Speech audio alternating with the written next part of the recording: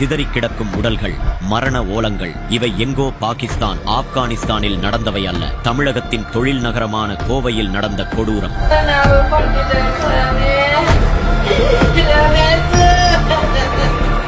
வெடிச்சப்போ யாராவது உயிரிழந்தாங்களா?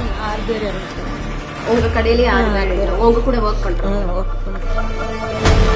துயரம் நடந்து முடிந்து 25 ஆண்டுகள் ஆனாலும் அதன் வடுக்கள் சற்றும் மறைந்துவிடவில்லை. திமுக ஆட்சி நடந்து கொண்டிருந்த பிப்ரவரி 14, 1998 ஆண்டு கோவை வர இருந்த பாஜக தலைவர் அத்வானி அவர்களை குறிவைத்து 20க்கும் மேற்பட்ட இடங்களில் வெடிகுண்டுகள் வைக்கப்பட்டு 16 இடங்களில் வெடித்து சிதறியதில் 58 அப்பாவிகள் தங்கள் இன்னுயிரை இழந்தனர். 252 பேர் படுகாயமடைந்தனர். காயமடைந்தவர்கள் சிகிச்சை பெற வருவார்கள் என தெரிந்து கோவை அரசு மருத்துவமனையிலும் குண்டு வெடிப்பை நிகழ்த்தி இருந்தனர் மனித மிருகங்கள்.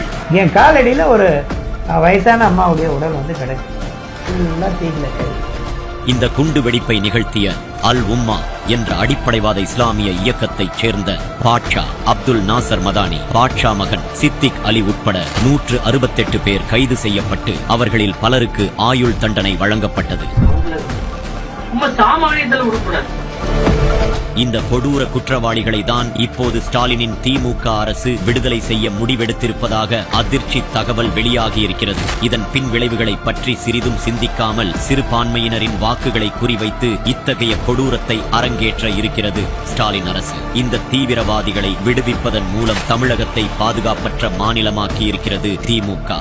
அதற்கு உதாரணம் 2022 ஆண்டு இதே கோவையில் கோட்டை ஈஸ்வரன் கோவில் முன்பு நடைபெற்ற கார் குண்டுவெடிப்பு. அந்த குண்டுவெடிப்பு குற்றவாளிக்கு கார் வாங்கி கொடுத்தது குற்றவாளி பாட்சாவுடன் சிறையில் இருக்கும் அவரது சகோதரர் மகன் முகமது தல்கா என்கிற அதிர்ச்சி தகவல் வெளியாகி இருக்கிறது. இதன் மூலம் தீவிரவாத அச்சம் இன்னும் கோவையை விட்டு நீங்கவில்லை என்பது தெளிவாகியுள்ள நிலையில் முக்கிய குற்றவாளிகளை விடுவிப்பது நியாயமா? இதனால் ஏற்படும் விளைவுகளுக்கு முதல்வர் ஸ்டாலின் பொறுப்பேற்பாரா என்பதே தமிழக மக்களின் கேள்வியாக உள்ளது.